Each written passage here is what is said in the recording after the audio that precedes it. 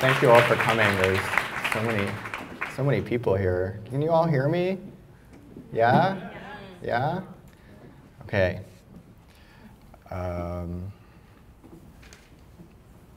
feel like Tyra Banks. I have 100 girls in front of me, but only one of you will continue to be Concordia's next top model. Okay, we'll start now. So, welcome to Wendy's Revenge. The role of Zendi will be played by Wendy. The role of Zenona will be played by Winona. And the role of the naturopath will be played by Alanis Morissette. In 2017, in an alternative universe, Zendi, is a space pirate with an eye patch. She never gets any grants to make visual art, so she lives in her personal spaceship and makes her artwork from there. Coffee cups roll around the interior. Before she was forced to live in her spaceship, Zendi was living with a troll who kept moving her hairbrush. In a fit of pain and clouded judgment, Zendi strangled her to death with her hair from the brush. The troll is the kind that melts into the furniture and reconstitutes itself later anyway, so it doesn't actually matter. Fearing repercussions to her mortal soul, the house explodes and Zendi takes off in the middle of the night to see her naturopath. We meet her as she has docked at her naturopath's port in a space station hidden in the humid clouds above the rain planet in the far reaches of a star system called the Vancouver Rim. Let's talk about your pain. It started sometime just before my house blew up, which I may have done. It's a searing, burning sensation that runs through my abdomen and shoots down my legs, leaving the entire lower half of my body numb to sensation. Have you tried fisherman's pose? No. Okay, Wendy, I'll give it to you straight. Unlike conventional doctors, who don't know anything, by the way, I care about treating you as a whole. You are holding repressed anger in your emotional core. You have to release it. It's trapped in the chakra that's all about fucking and getting fucked and giving and receiving. I've never seen anger expressed constructively, though. Didn't you hear me when I told you my house got blew up by possibly me? You need to find the thing that has caused your rage and destroy it. Only when you destroy it will the curse be lifted. You need to find your ex-boyfriend and kill him. Okay. Yes, I can tell by your fingernails that he is the problem. Also, I'm prescribing you yarrow root boiled 3 times a day, and these homeopathic pills that will be calibrated to your specific healing frequency, they'll be ready next week. Okay. It'll cost 650 credits. You can pay my receptionist at the loading dock. Okay. Dazed, 650 credits poorer, but still heavily armored around the shoulders, Wendy takes her spaceship to rendezvous with her ex-boyfriend. That's a spaceship. Expecting the worst and preparing for the worst, she parks it in front of a Starbucks and enters. How are you? Well, I'm doing okay. I'm engaged and my girlfriend is having our child. Also, I'm working for myself and actually was able to hire an assistant this year. How are you doing? I've come here to kill you. What do you mean? My naturopath says I need to find the source of my pain and destroy it. Your greedy soul held me captive in 2006. I was a slave to your indifference. It was like catnip to me. I lived and died by your every word, and you took that power to experiment with the limits of your sadomasochism. I don't know, Wendy. This is all sounding very 90s to me. You dangled me above a vat of acid with morbid detached curiosity. You fucked me and blew smoke in my face.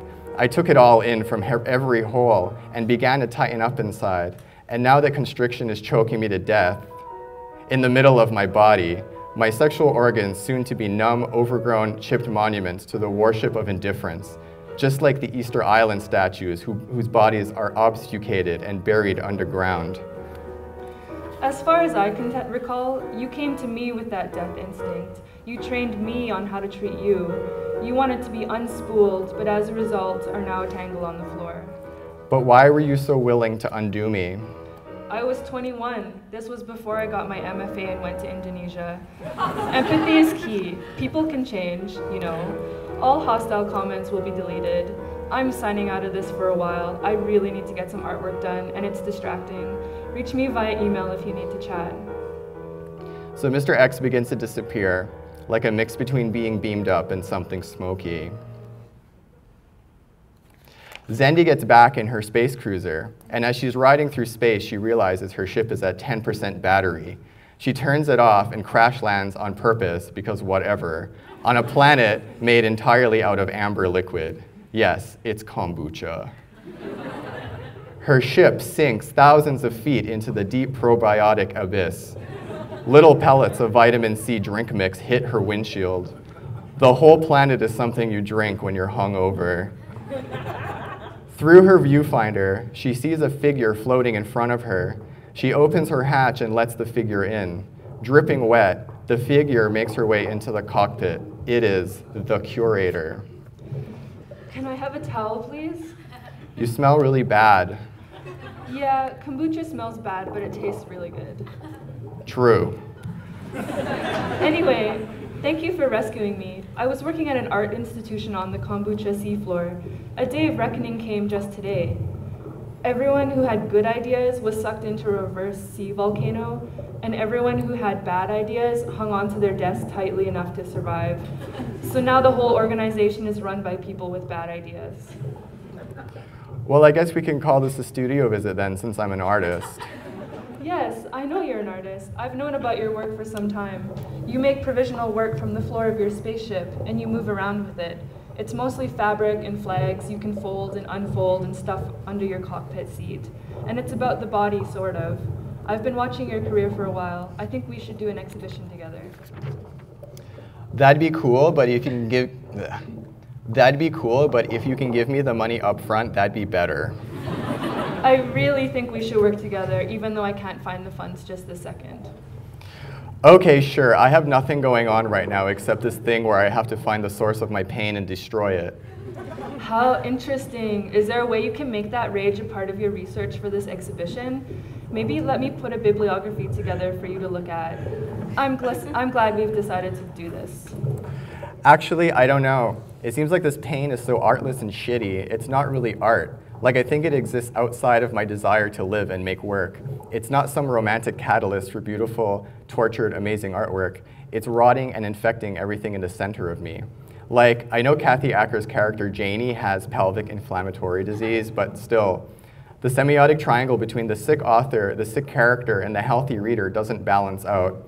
I think I need to actually just straight up kill and be gone with my pain forever before I can move on and be an artist and a person. Maybe this means not making any more mistakes. This is fascinating. I hope you don't mind me using that quote for the exhibition catalog. The exhibition is soon, so I don't think there's time to come up with anything else. Plus, it can be a peek into the process. It's also really affective, which is kind of trending right now. Have you read anything by Dodi Bellamy? I quote, "Trauma is always in the present tense. The body marries the then with the now. Like radical politics, the body knows no gradation." That's the quote on the back of the book anyway. I love semiotext.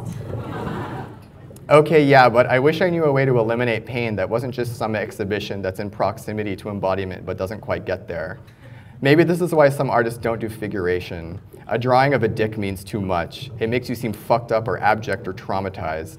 It's easier maybe to make abstraction. It's a big canvas-shaped swipe card with all of your identity as an artist coded into it, and you just use it to get around from planet to planet. This is an opportunity to transmute your agony into something productive, though. Aren't artists just people who are more likely to capitalize and make products out of their ideas? Not that you're an accelerationist or anything, don't get me wrong. Those guys are usually just net art bros who sell vitamin supplements as an art practice.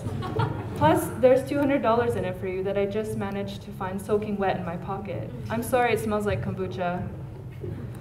You're giving me the platform I'm so used to having. I don't know why it doesn't feel like enough right now. I don't know why it doesn't feel like it's going to help anymore.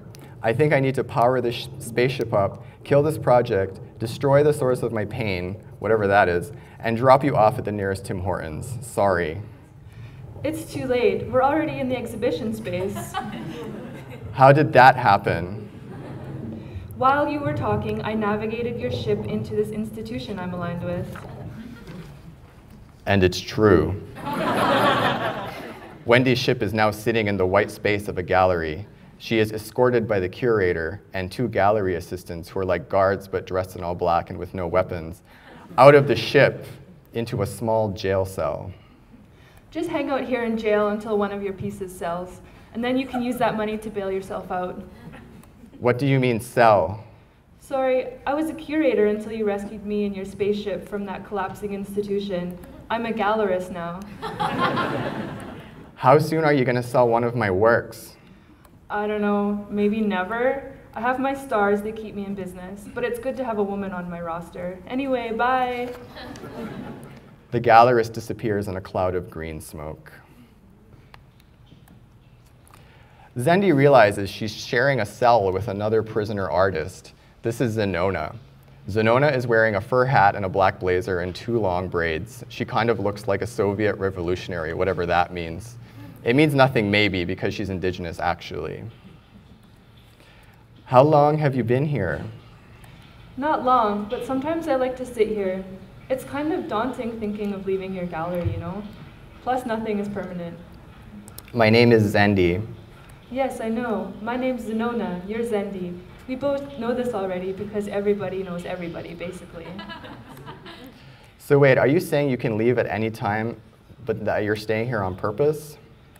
It's not necessary for us to stay anywhere, unless you run out of money or get really sick or fucked up, and then you have to stay with your parents, which happens to a lot of people all the time, but nobody talks about it.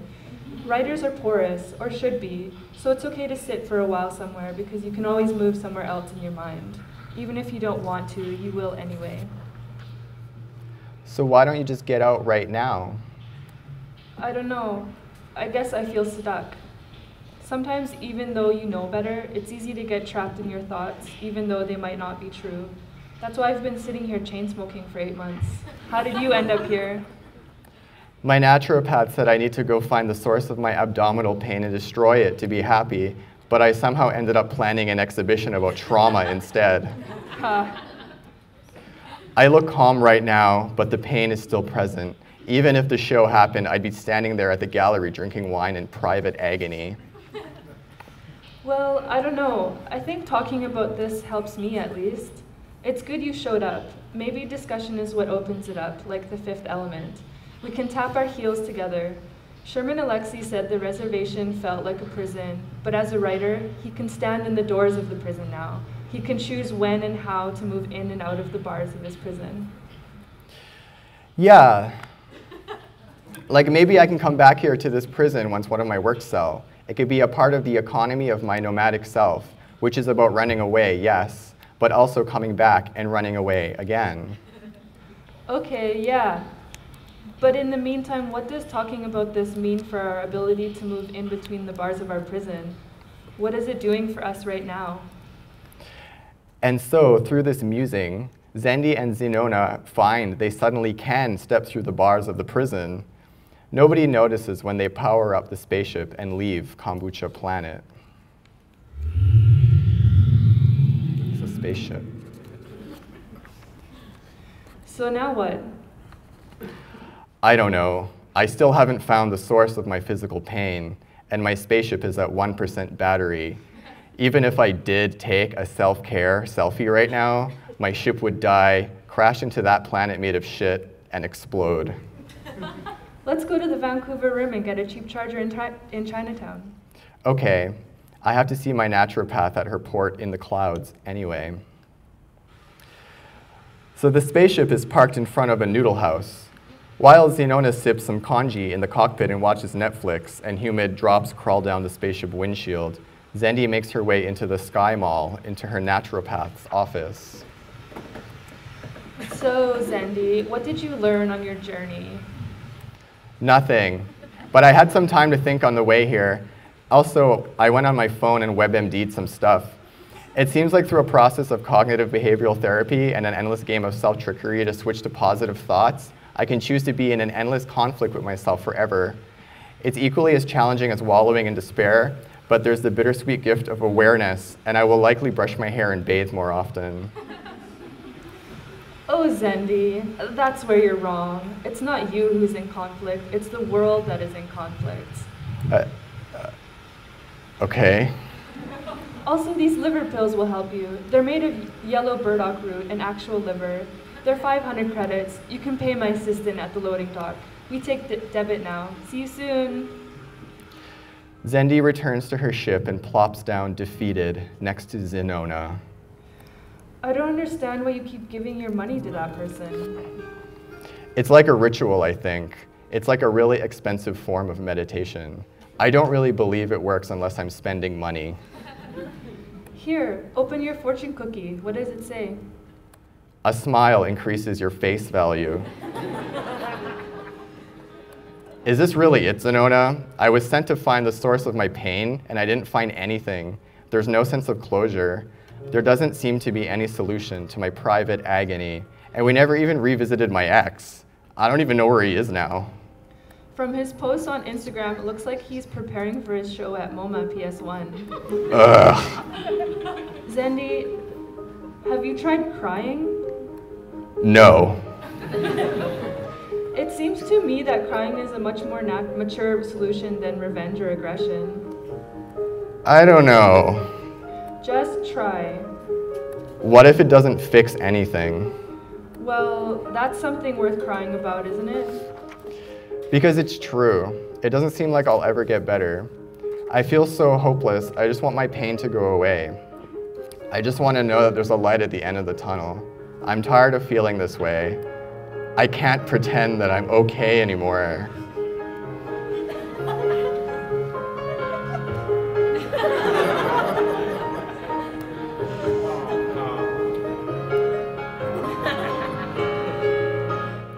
And so, we zoom out from the spaceship, which is docked in the humid clouds high above a rainy planet.